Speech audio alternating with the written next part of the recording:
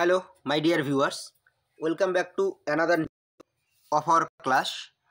তো আজকের এই ক্লাসে ডেসক্রিপটিভ রাইটিংয়ের যে ব্যাচটা আমরা শুরু করেছি সেখানে প্রেসিস রাইটিংয়ের এক্সাম্পল আমরা এখানে দেখব এবং আজকে থেকেই প্রেসিস রাইটিংয়ের রাইটিং স্কিলটা শুরু।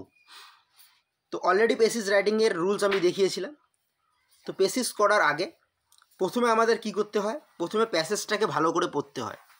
তো সবার প্রথম কাজ আমরা যেটা করব, প্যাসেজটাকে পড়ছি। তোমরাও আমার সঙ্গে সঙ্গে প্যাসেজটাকে পড়ো, পড়ে এর যে মূল কথাটা সেটা ধরার চেষ্টা করো, যে উপরে পড়ো এবং কি বলতে চাচ্ছে সেটা ধরার চেষ্টা করো। তারপর আমরা পরের স্টেজে আসব। স্টেজ 1 হচ্ছে প্রেসিস রাইটিংটাকে পড়া, মানে প্যাসেজটাকে পড়া। General Washington, President of United States of America, had a friend who had fought with him in the war against British and was almost his daily companion. A lucrative office in the gift of the president chancing to fall vacant, many thought that this gentleman would have no difficulty in obtaining it. Another candidate for the post appeared.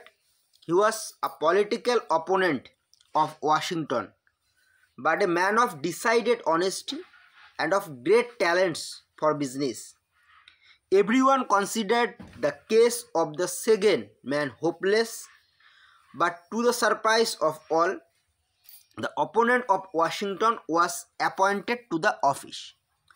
তো আমরা উপরে পড়লাম, উপরে পড়ে আমরা কি জানলাম একটু বলে দিচ্ছি আমি। যে ওয়াশিংটন বলে একজন লোক ছিলেন, তিনি কে ছিলেন, যে আমেরিকার president, United states of America. তো তার অফিসে একটা ভ্যাকান্সি ক্রিয়েট হয়েছে। এবার সেই ভ্যাকান্সির জন্য দুজন ক্যান্ডিডেট পাওয়া গেছে। একজন হচ্ছে সেই ওয়াশিংটনের বন্ধু, যে তার সঙ্গে ব্রিটিশদের বিরুদ্ধে যুদ্ধে লড়েছিল, এবং তার সাথী, ডিউলি কম্পানিয়ন। আর একজন হচ্ছে ওয়াশিংটনের পলিটিক্যাল অপোনেন্ট। কিন্তু যিনি পলিটিক্যাল অপোনেন্ট তার মধ্যে কিন্তু অনেস্টি রয়েছে এবং ট্যালেন্ট রয়েছে, গুণ রয়েছে সেই পদটার জন্য।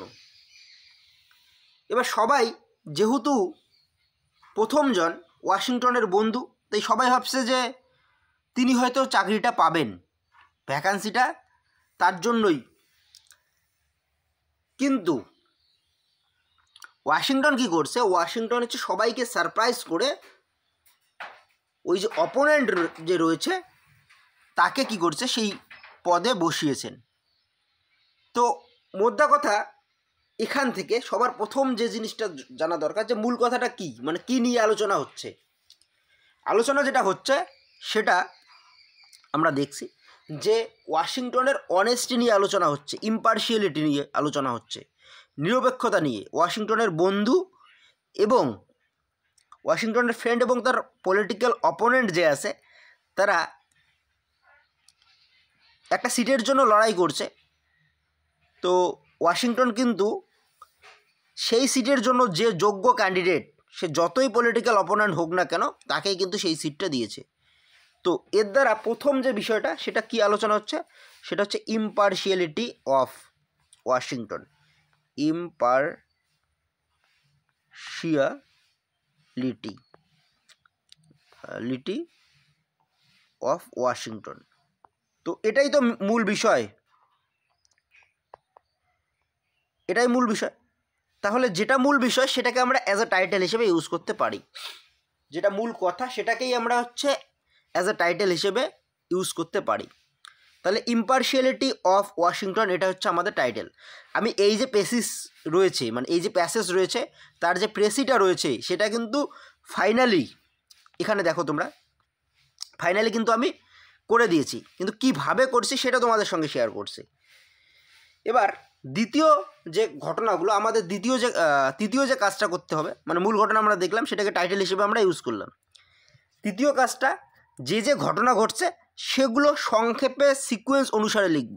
সংক্ষেপে সিকোয়েন্স অনুসারে লিখব এবং সেই যে সিকোয়েন্সটা সেটা আমাদের পেসিস রাইটিং লিখতে হেল্প করবে। এক নম্বর যে ঘটনাটা, ওয়াশিংটন বলে একটা ব্যক্তি ছিল আমাদের পেসিসের মধ্যে। ওয়াশিংটন, সে হচ্ছে প্রেসিডেন্ট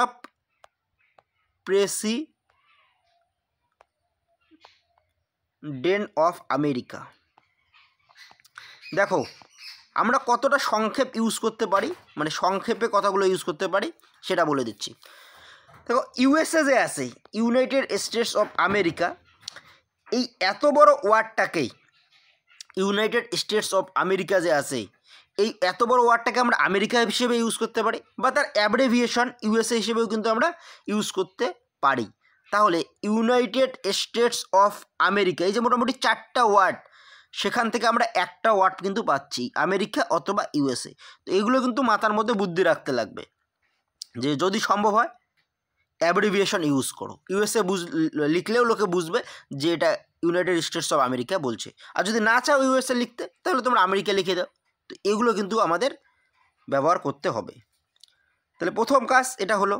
সেকেন্ড যেটা ঘটনা সেটা কি, দ্বিতীয় যে পয়েন্ট, যে দ্বিতীয় সিকোয়েন্স কি ঘটনা হওয়া উচিত। তো ওয়াশিংটন প্রেসিডেন্ট ছিল, তার অফিসের মধ্যে একটা পদ খালি হচ্ছে। ইন হিজ অফিস, এটাই তো মধ্য কথা, in his office A vacancy বা এ পোস্ট ফেল ভ্যাকান্ট, এটাই তো ঘটনা হয়েছে। তৃতীয় কি ঘটনা, তৃতীয় কি sequence,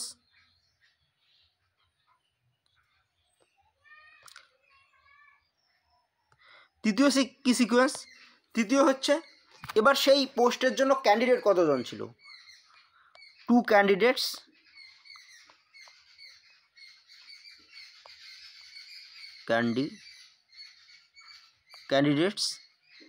competed for the post, এটাই তো তৃতীয় সিকোয়েন্সটা। এবার কারা কারা কম্পিট করছে সেটা দেখো। একজন কে ছিল, ওয়াশিংটন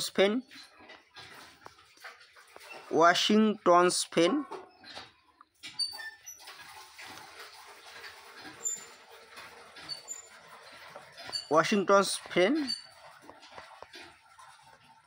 আরেকজনকে অ্যানাদার ওয়ান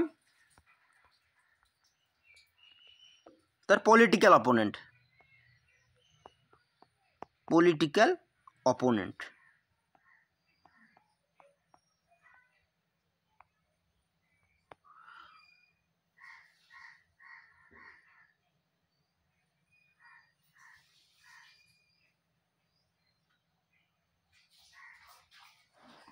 এক মিনিট,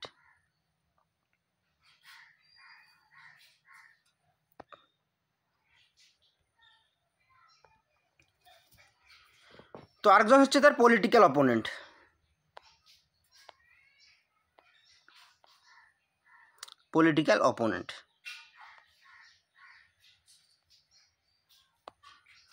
এরপর কি হলো, এবার সবাই তো অবাক। 5 নম্বর point,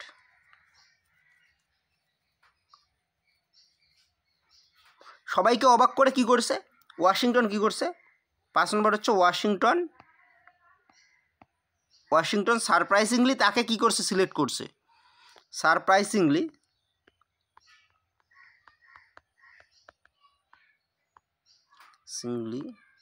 selected the opponent, selected his opponent,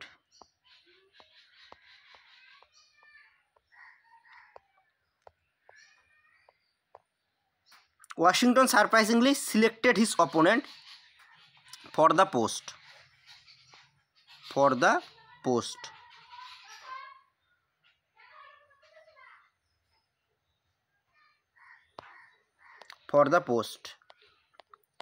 এবং কেন করছে, কারণ because the man was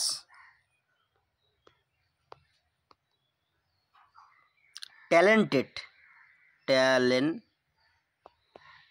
for the post.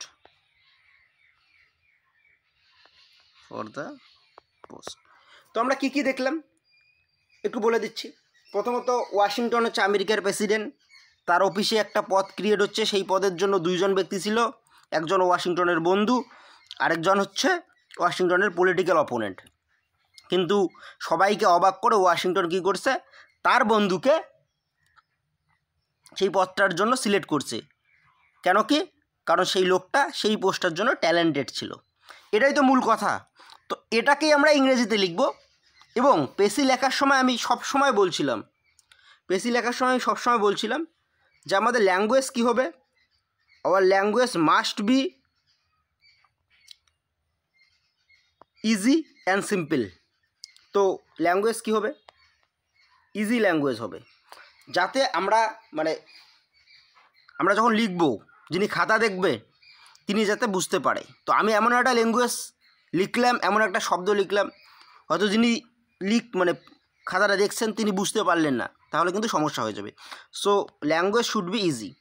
তো এই ল্যাঙ্গুয়েজ শুড বি ইজি, এই জায়গা থেকে আমি এটার যে অ্যান্সার তোমাদের যে সাজিয়ে দিলাম সিকোয়েন্সটা, তো সেটার অ্যান্সার কিন্তু আমি তৈরি করে দিচ্ছি এবং সেটার অ্যান্সার আমি তোমাদের দেখাচ্ছি আমি যেভাবে তৈরি করছি।